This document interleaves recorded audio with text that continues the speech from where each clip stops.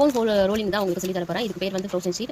இந்த frozen sheet வச்சு நம்ம கோன் ரோல் பண்ணலாம். ஃபஸ்ட்டு என்னன்னு பார்த்தீங்கன்னா, இதோட ஹைட் வந்து 4 சென்டிமீட்டர், வித் வந்து 8 சென்டிமீட்டர். இந்த கட்டவரல் சைஸ்க்கு ஏற்ற மாதிரி இங்கே பிடிச்சிக்கிட்டு நம்ம 2 விரல் இங்கே கீழே வச்சுட்டு கட்டவரல மேலே வச்சுக்கிறோம். இந்த மேலே இருக்க கட்டவரல மட்டும் இருக்கக்கூடாது. அப்படியே டைட்டாக பிடிச்சிட்டு ரோல் பண்ணிக்கிட்டே வரோம். ரோல் பண்ணிக்கிட்டு என்ன பண்ணுறோம் பார்த்தீங்கன்னா, இந்த 0.38 பின்னு, இந்த பின்னை இங்கே உள்ளே இன்செர்ட் பண்ணிக்கிட்டு இப்படி உள்ளே இன்செர்ட் பண்ணுறோம். நம்ம ஃபஸ்ட்டு உள்ள திருப்பணும் பார்த்தீங்கன்னா, அந்த பேப்பர் வந்து உள்ளே இருக்கும். அதை கொஞ்சம் இழுத்தோன்னா கோன் வந்து டைட் ஆகும்.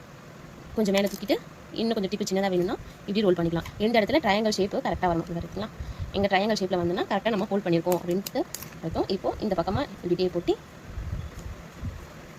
இப்படி சுற்றிக்கலாம். இந்த பின்னு வந்து ஃப்ரீயாக வரணும். டைட்டாக போச்சுன்னா உங்களுக்கு ஃபோன் ப்ரெஸ் பண்ணும்போது சுற்றிக்கிட்டே வரும். அதே மாதிரி இங்கே எக்ஸஸ் ஷீட் ஒன்று இருக்கும். அந்த ஷீட்லேயும் வந்து செல்லோடேப் போட்டு போட்டிக்கலாம்.